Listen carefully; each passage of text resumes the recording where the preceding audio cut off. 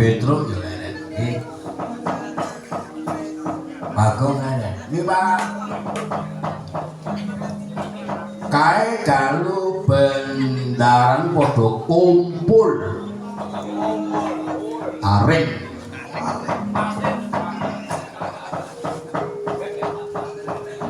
Setinggil pinaturata kraton.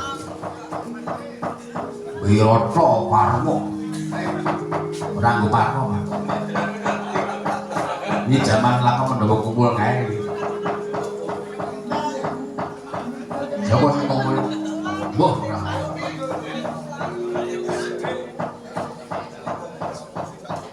Sinuwun Prabu Maspopati diadhep darami Pandhawa.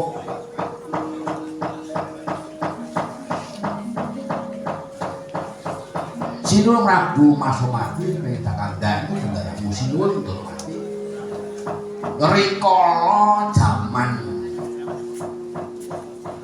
Luto Singwasa, jaman nek wis supaya kene kaya Pak. Ayo wingi. Kowe mengko padha ngrungokke anggone matur suwun Durmati marang Sinuwun Prabu Maspopati. Kepiye? Dipake lagi sing banter nggon mlaku to le nek ora banter niku wis nyamene bandaramu nganti parah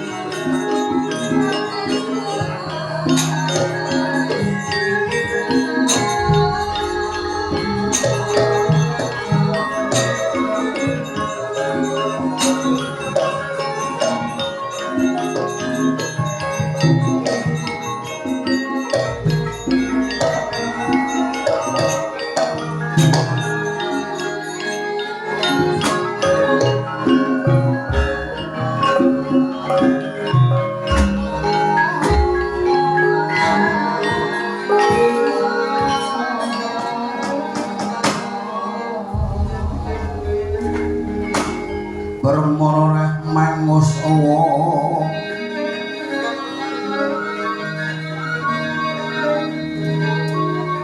kamu ngambrengen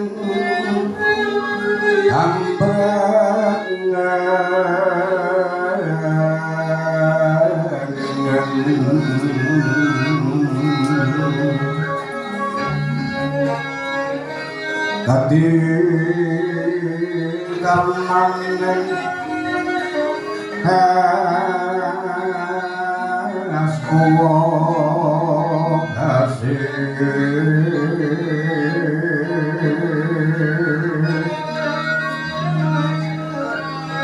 aneng margo amalaku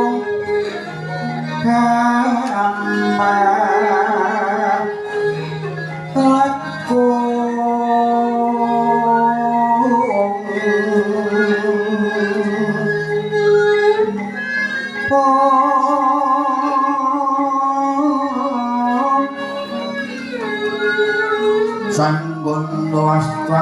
jalan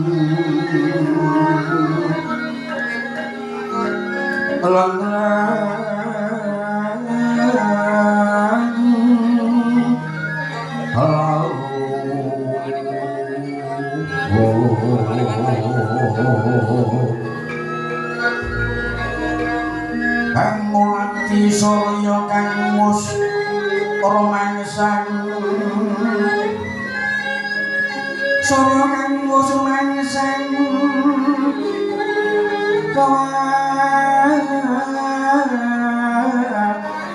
kaya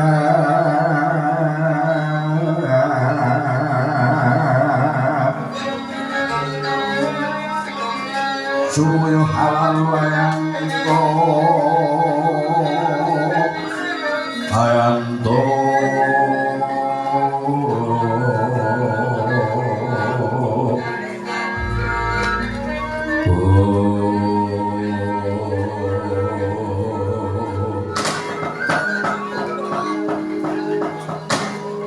bawang gecil kita tanah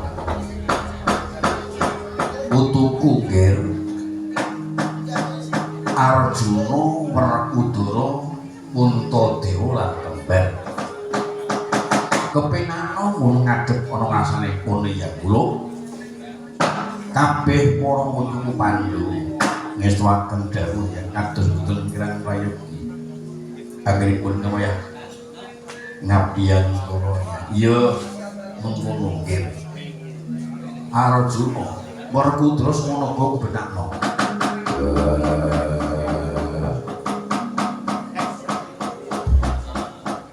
orang-orang prayoga kudu ngadep ana ngasamu Mas Wati kakek sembah kudhati lampanungan Mas Wati kakekku iya tak tompo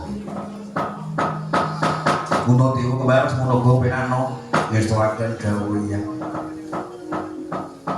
kepareng wayang ngaturaken sungkem ing wayang ngaturaken sungkem ya ing wayang ngaturaken sungkem ya iya tak tampa Puntadewa lan Kembar matine bito badhe usul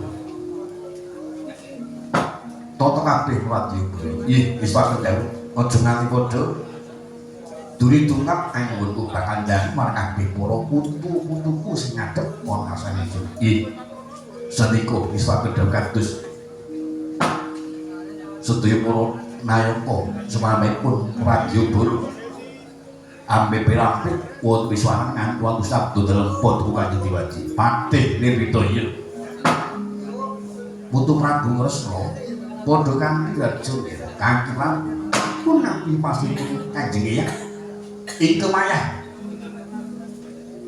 ngabiyantara boten kira sedaya napa yang pareng kula ngaturaken sungkem ping pangambi kunjuk sandhaping pewadha wantu-wantu ya yo tak tampa nggih Aki Prabu Kresna penak nggon ngadhep kados boten kira prayogi Kanjeng Eyang Putu Prabu wonten dawuh ya rikala semana Putu Prabu Kresna duta kang pungkasan ana negara Ngastina kepiye kawusanane Putu Prabu Kresna Kanjeng Eyang piye ing wayanganipun duta wonten negari Ngastina tata lain Kyai Prabu Duryudana manyaken negari wonten wayang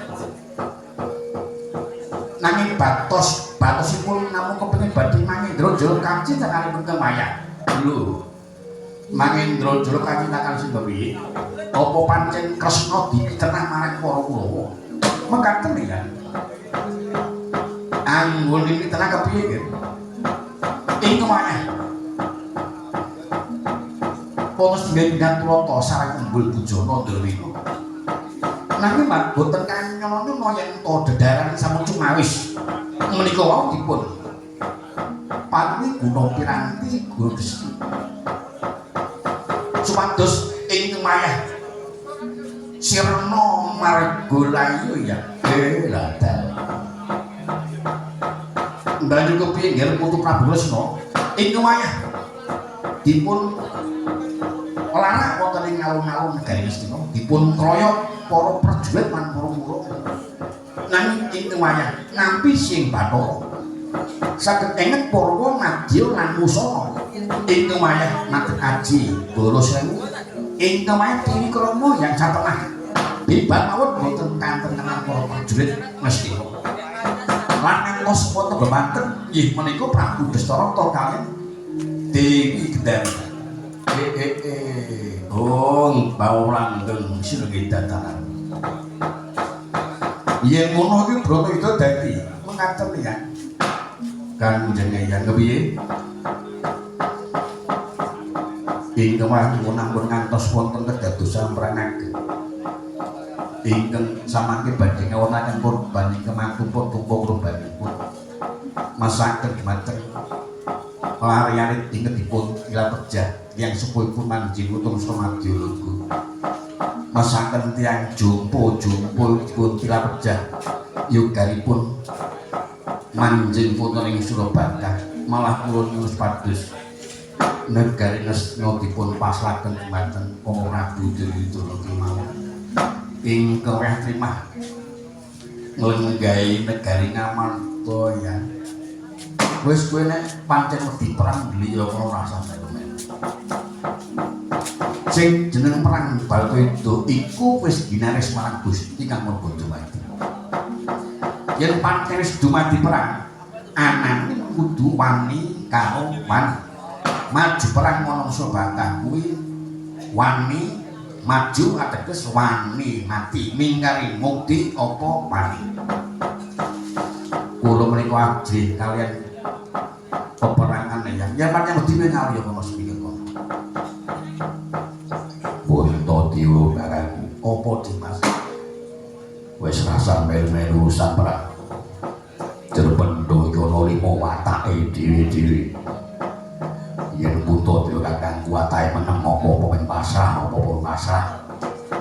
Apa sing dijaluk dineke aku negara bojo dijaluk dineke.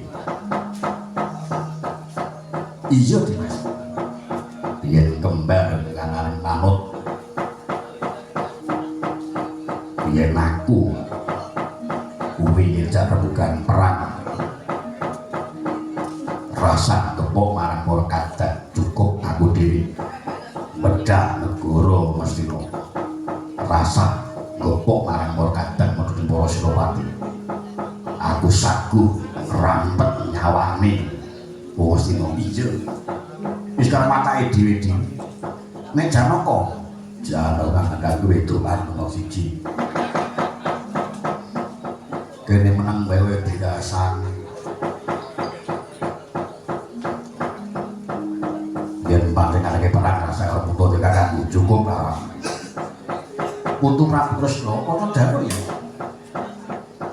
Gandeng semapak perang gede banjur iki mengko sing bakal didapuk dadi Senopati sapa nggih mergo pancen buku kitab cara tandinging Senopati kuwi ana tangane Kanjeng Hyang piye samangke kula aturi diprisa sinten Senopati Ngastina ing manjing kula Surabaya mangke yen sampun terwaca Senopati Ngastina ingkang wayah badhe nitiprisa citak sora tandingipun Senopati.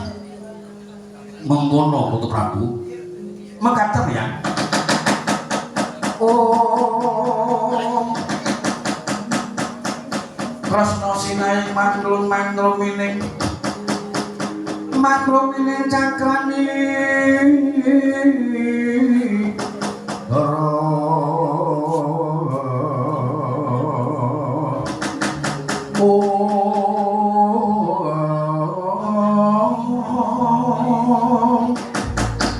kumitir mijil sangking asta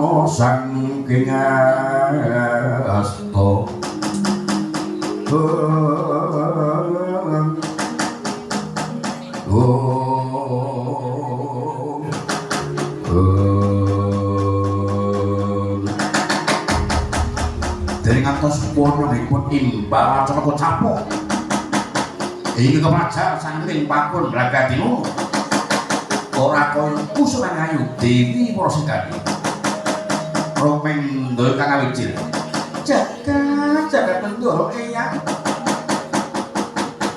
Kanjeng Eyang Kemaya Yoga pun iraman tumugi ing kaperlon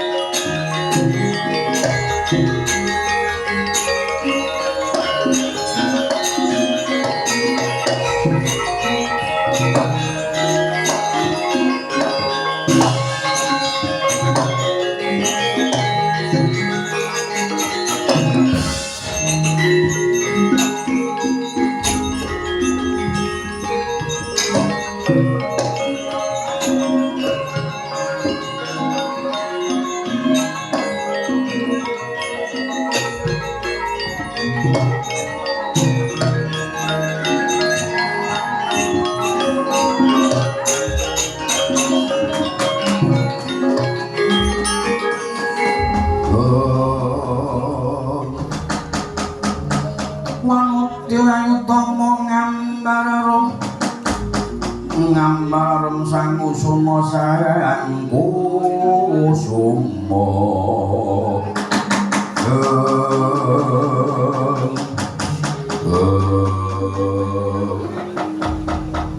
umpawa langgeng Sri Datanawar Sri Kandi kula yang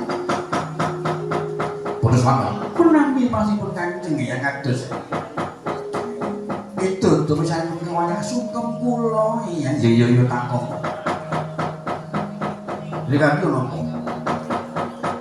lalu canyaku bindi tinggalmu keplayu munggah sindiknya troto Kanjeng yang biye terus mantan kewaya kami kados makmur wonten ing pakun ya ganti nung sareng kalian Dimas tampilan kakang Pati Rudo iya boten kanyono wonten barisanipun para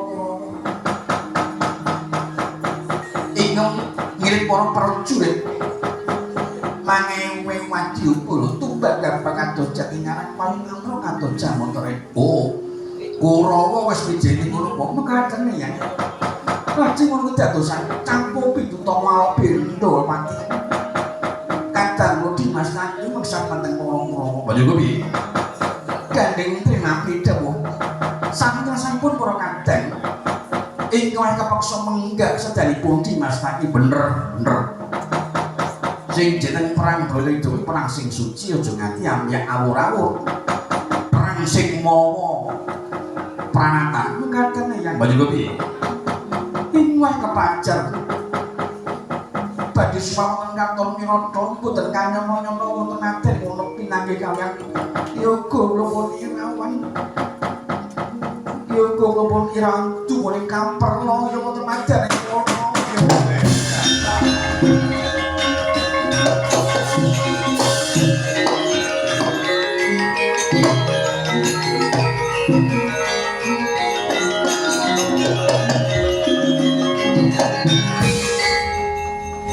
Irama tekan mati yang sematani sapa ya?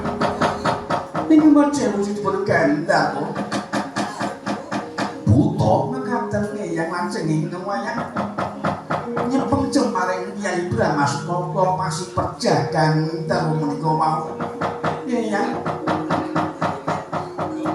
Yuga irawan tuwuhe ngaperlo liman para senopati Kresna sampun siaga tata-tata badhe ngrampus barisanipun para senopati Wirata Kresna kono dawuh ya iki gandeng Kresna wis gapuk senopati iya enggal diprisa saka tanging senopati Kresna Sri Kandi kula Prabu pun kakang bakal pitakon marang jeneng para yai iki kados senopati Kresna sapa yen boten badhe lepat miturut bocah Purwawati bolong menika Sinur Prabu Masopati kaliyan Mamang Durna oh mengono mekaten Para Prabu coba enggal diprisa sapa tanging Senopati Kresna singayang mangluk-mangrumining Cakranira Senopati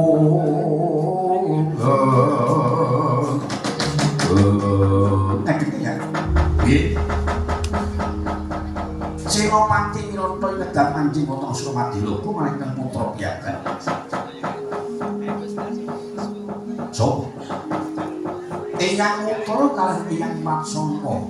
Oh, ngono mekaten ya. Ya wis. Ya sepin nglabuhi marang putu-putune. Malah dina iki tresna supaya sing tata metu njaba eyangmu supaya ngadep ora-ora. Didhawuhi mancing ana Surbakah nyenopati para putu pendhapa mekaten ya. Kepareng manung pamit ya. Ya sing ati-ati. Aku ndoro. Terus kakak ngopo? Metu njaba ya. Mas Pati kakek aku njaluk pamit. Ya sing ati-ati metu. Dimas Arjuna mayu bekang Drena ngestuaken Dawa Prabu nyuwun pamit yen. Sing ati-ati. Untuku Arjuna. Untadewa kembar ayu Puryang Drena munggah saka pamujan. Meniki kok monggo ya.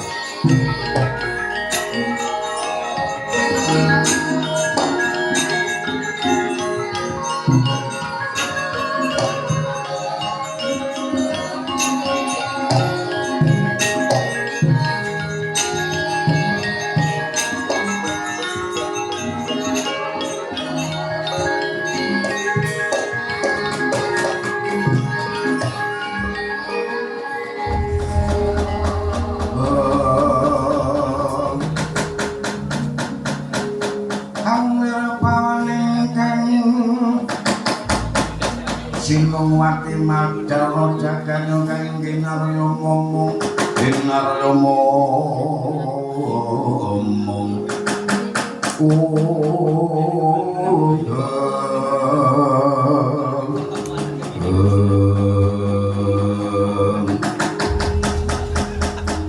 Putu Prabu Tresna ngawe poneka ono gati opo ono gati opo ya Kresna ngawe poneka Eyang Utara yang Laksana kepiye nggih Ing wayah nampi dawuh supados niti prisa citap saha tanding Senopati. Gandeng Senopati Ngastina sampun cumanis lajeng dinten menika. Eyang Utara Eyang Laksana kedah manjing Utama Sumadya lho tanding tiyasa dhateng Senopati Ngastina. Mengono nggih, katen yang gue sing tak tunggu-tunggu. Mergo pancen pun eyang kepengin bakal bantu marang putuku Pandhawa. Pun eyang wis prasapada rikala semana. Pun eyang manjing para Surabaka sing mbelani Kedhi Wranata.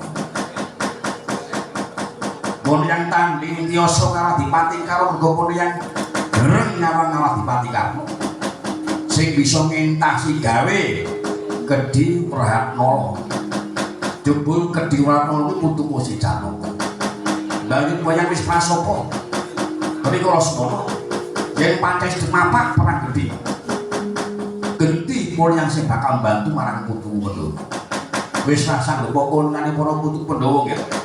Cukup eyangmu Utara Raksasa sing saguh rampet nyawaning para Senopati Ngastina mekaten ya iya mengkono nggih masa niku Kanjeng Eyang kekalih pados tata-tata mapakaken Senopati Ngastina wonten ing Tegal Kurusetra ya tak mamuji nggih napa santos ya iya mengkono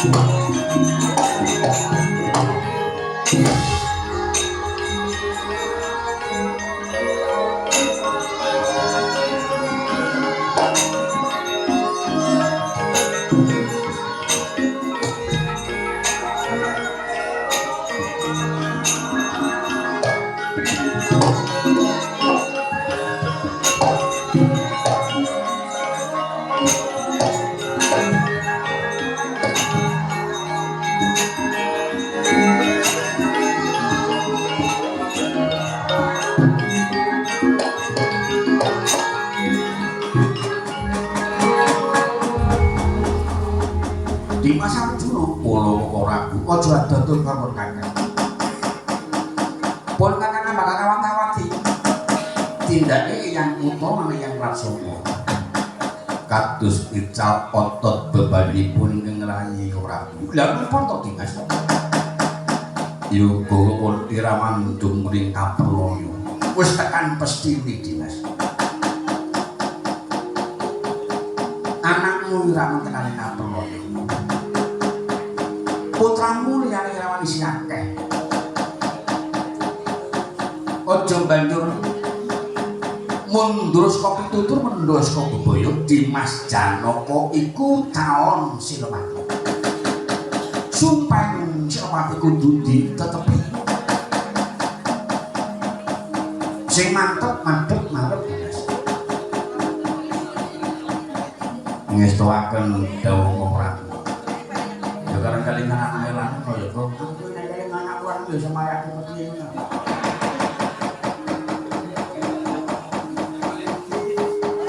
Adro cara kok susah kurang lokal mau ndoro jawab anak iki lah. Ana pin orang anakmu ki piye? Nek iki rasa jengkel. karepku yo takon nyadang Jawa kuwi lho karepku. Ya iki nek di live streaming iki ketokne apik ngono lho.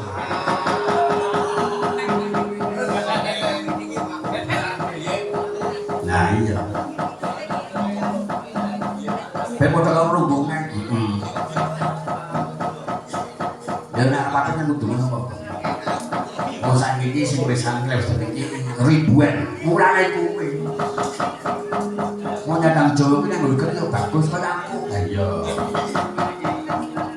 Nang kene wangun mangun beda karo gase luwak. Nek kecape kaya ngono ndase iki ora aku terlalu ndak. Yo dikandani lah ngandani ngakei nyor. Rombonge saben wong ngandani saben wong ngandani.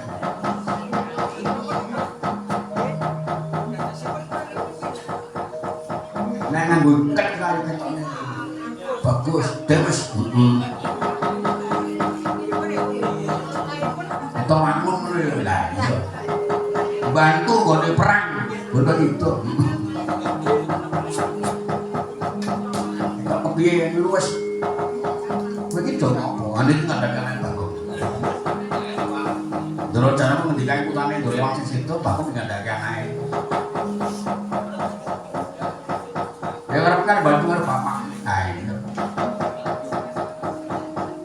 Ayo to wong iki. Di Mas Arjun kula ora. Kok nang reno. Monggo kula. Monggo.